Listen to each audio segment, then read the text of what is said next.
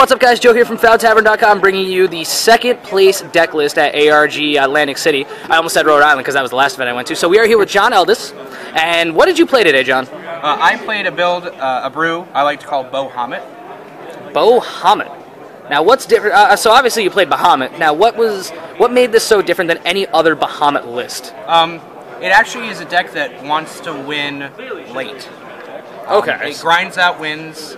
It can have aggressive starts, but traditionally it wins turn 5, 6, 7, just after your opponent's resources are depleted, and you can just steal the game with awesome cards. Awesome, man. Sounds like an insane deck. Let's get to it, man. Right, well, surprise, surprise. False gold. Little BowHamut. Yep, little BowHamut action. Fun fact, I flipped him twice today during the tournament, attacked once, and I regretted it. So, there you go. I guess this really is more of a fault gold deck than anything. Now, what made you regret the attack? Why did you... Because he promptly killed him, and I was like, well, shit, you know. Not much you can do after that. I was hoping that I could get a more value out of him, and to deal damage, try to jam damage, but I feel like if I had just kept to my game plan and played it slower, I might have been able to grind out the win, instead of just kind of throwing it up on a Hail Mary and regretting it. Gotcha, I see. Now what about the actual main board? So obviously you played BowHamut. Yes. So there's the man with the name. Oh yeah, I did. So starting off, I've got 2 Black Goats. Black Goat was a late addition. I added it around last night at midnight because it synergizes extremely well with the rest of the deck. And just having that extra reach late game, that extra 200 damage can be completely relevant. It actually won me 2 games, just being able to jam that 200. I can see that, especially with burn and everything like that nowadays. Exactly, yes. That 200 goes a long way. And the chip damage is huge for cards like Bow, Demonflame, which you'll see later on in the deck. The one and only Guinevere, that's a 4 of course, the main engine for red. Yeah, she is just tremendous, as she always is. Getting her online with Rukh Egg or just by herself is just a great time. Blanking opponents' removal, making them do bad attacks. So I've had my opponent throw an Ameno Habakiri and attack a Rested Resonator, banish it in response, all of a sudden they have a blank attack, and now, I save myself a ton of life and I'm drawing cards. So it's a win-win almost always. And yeah, she's all around because she's really good. She's that red staple at this point. Yeah, she's Red's Cheshire Cat. Yeah, but the card draw on the banish is just too relevant. Oh yeah. All right, Circuit Series players. Just a few quick reminders. Don't forget about the 1K in a day. Tomorrow morning, 9 a.m. start or registration time, 10 a.m. start time, $20 entry, 1K in prizes. 1K in a day. That said, after this round, we'll announce the final standings. You will have 3 minutes to bring any discrepancies to our attention, at which point standings will be final. Players who make the top 16 need to return tomorrow morning. We'll get more announcements after this round, so please make sure you stick around and don't leave. Once again, don't leave until we've made our final announcements after this round. That said, welcome to the 8th and final round of Swiss. You have 40 minutes. You may begin. Alright guys, sorry about that because ARG is doing Yu-Gi-Oh! Obviously at the same time. Let's edit that out. Fix it in post. That's true. Alright. I know, it adds for the flavor. Next card, a Rukh Egg. Another huge red staple in my opinion. Just for searching out cards, fixing. With Guinevere, it's just amazing all the time. It can block if you need it to. It just replaces itself with a better creature every time. So, always a win. So Rukh Egg is definitely one of the staples I've noticed. The most common thing I've noticed is definitely a Guinevere and Rukh Egg little engine. They are a great core for just any red deck that wants to get its things going because they just fix everything. Absolutely. Speaking of red staples, there's the man with the sword, Lancelot. In terms of aggressive 2-drops, you can't get any better. He's just always great.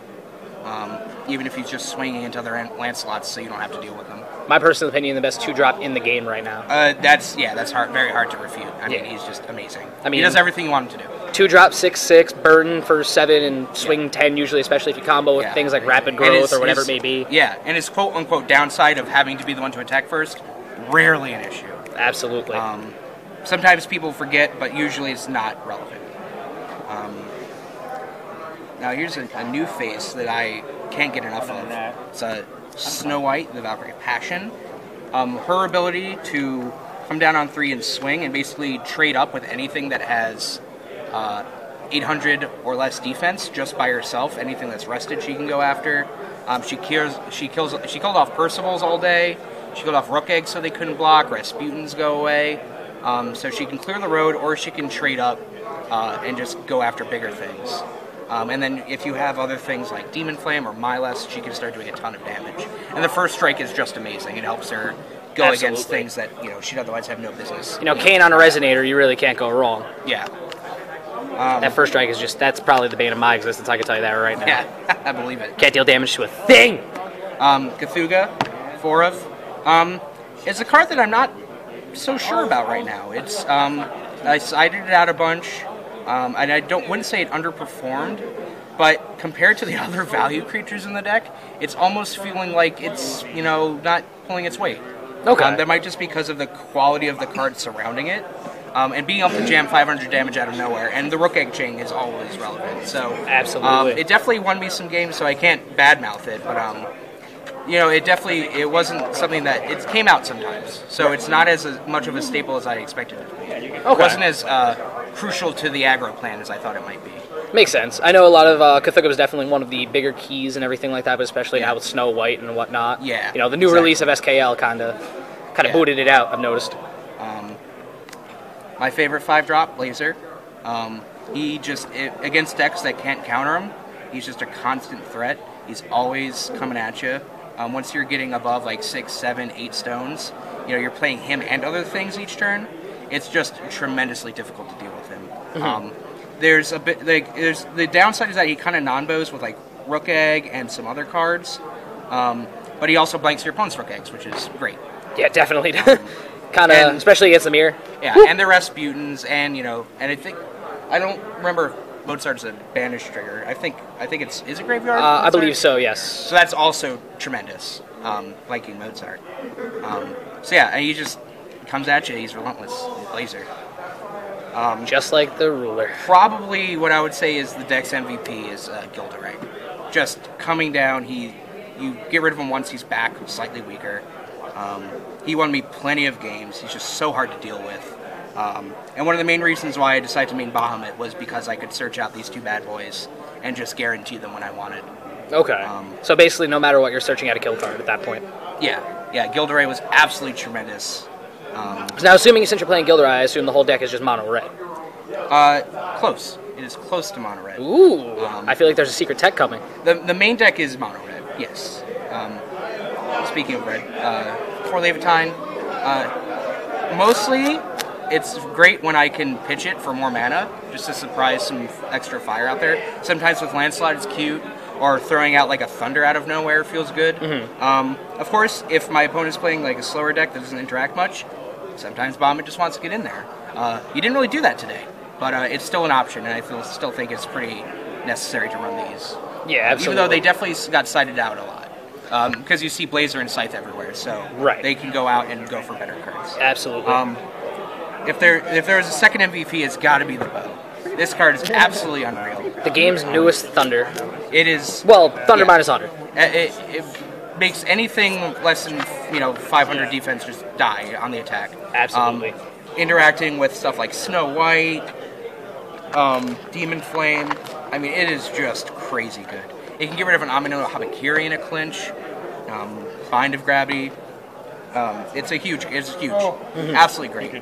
Giving BowHamut target attack can be cute, but typically it's just there to kill. Fair enough. Yeah, the bow is definitely there for zapping. I know that from losing on the bubble. Only 3 Demonflame, but the interactions with Snow White, Bow are absolutely tremendous. Mm-hmm. It just kills everything. Whatever. If there's something scary that comes down and I don't have, and it can't be burned out regularly, I can Demonflame it after some chip damage. Also great with Black Goat. So just awesome removal for a color that can't really get rid of anything bigger. Absolutely. Nowadays, removal is just absolutely too strong. Yeah. The old standby. Oh, the bane of my existence. Thunder. Whether it's going to the face or going to creatures, it's huge. Highly recommended. Love it. I'm sure everyone has had their share of experiences with it, whether they love it or hate it. And then my saucy one of Duel of Truth. This was a flex spot that I wasn't so sure about. Primarily, I wanted a main deck answer to Gareth, because I was really scared of Gareth, and I was really scared of Gareth when Amino Habakiri, because if I couldn't get some sort of small chip damage on him, he's just going to ruin my life. So the hopes are, either my outs are either BowHamut, J-activating and using something big to take him down, or if I have one of my big guys, I can at least Duel of Truth to just get him out of there. Makes sense. You can at least deal some extra damage. Again, this was a flex spot, so it could be subject to change. Absolutely. So obviously the main board is mono red. So what was your stone lineup today? Well, we've got Little Red. Recommended in any deck that runs mostly one color resonator. Always come down for fire, and it's great. Pumping Snow White's huge. Pumping Lancelot, obviously great. Keeping Blazer and Gilles out of naked Susanowo range feels good. And doesn't need much more explanation, I think. Fair enough. That pump is just strong. This was also a bit of a flex spot. It's Milest. Its interactions with Snow White are tremendous, and also BowHamut if need be. Originally, it was just another regular Magic Firestone. Just watch out for split. But I decided the change would be worth it, just kind of risking that, because I think the upside was great enough. Absolutely. Here's some black-red stones, some Scorched Bales. Still no black cards yet, but we'll get there. So now I assume that's probably for the sideboard. Correct. And then regular 4 magic stones. Okay. As I call the Dragon Balls. Yes. Yeah, I love this art a lot, even though the dual deck and the SK ones are gorgeous. I don't know. The Dragon Balls, you can't beat them. Yeah. I still got to get mine altered. So now, obviously, you had the black-red stones, obviously, for your main board and stone. So what was in your side today? I know most of the people usually use one specific card. Was that your sideboard today? Well, black card number 1, Bind of Gravity. It's great against, it's more hatred against Gareth and Susanowo and other big things that I can't burn out. Mephistopheles, if I don't want to lose 1,000 trying to combo him with Demonflame. Also in a pinch, throw it on Gilles or Blazer and just win games. Okay, was that a one-of? It is a one-of. Okay. Sideboard. One of Susanowo. This actually was primarily in against any potential Bonsai Grims. Did not see Grim at all, so who knows? He did come in against a Knights deck that was running Guinevere. Okay. Being only one of, you kind of need the egg to search him out, but that's something I'm willing to work with. He might actually get cut in favor of some other things, but as of right now, I like him as a one of. Only more testing will tell. Exactly. 2 Rapid Decays. This was for Knight decks. Just another 2-value 2-drops that avoid burn. Hitting like Gawain or Lancelot with these things are great. It also gets around Percival for their other knights, so it's mostly for the Knight matchup, and it definitely performed well. Okay. It did what I wanted it to. Rapid Decay is a fairly solid card nowadays, especially if they just have a Lancelot that's just annoying you on board. You can just pop it. Yeah, exactly. Whatever it may be. And if they, any annoying little 2-drop. Yeah, and if they suit up Lancelot or if they suit up something like another 2-drop, they can just eat it. Right.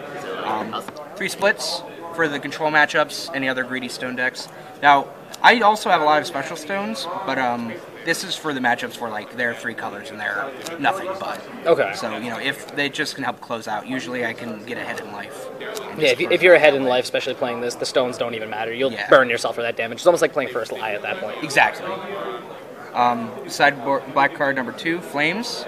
I find this card absolutely crucial in some matchups. There's Alice Regalia decks that run around that just flip her a million times. This helps. It can hit Kane off the bat if they don't have Maribel. It's an awesome card. It's just tremendous burn. It hits. It's definitely smacking Arla and Regalia.deck, I can tell you that. Exactly. It hits 80% of the threats, resonator-wise, that I'm worried about. So, it's just great. It's more burn, and they can't do anything about it, which always feels good. 3 Deathscythes, mostly for the Regalia matchup. It could be used in the mirror, too, I guess, if there's an aggressive Baja deck. Or other aggressively oriented decks, but really that's just to respect the Cancer matchup. Okay. And then, last but not least, Laser. There he is. That's the card. Sideboard extraordinaire. He comes in against most decks that want to flip their ruler and get at me. Obviously, makes sense. Pretty easy decision to put him in the sideboard.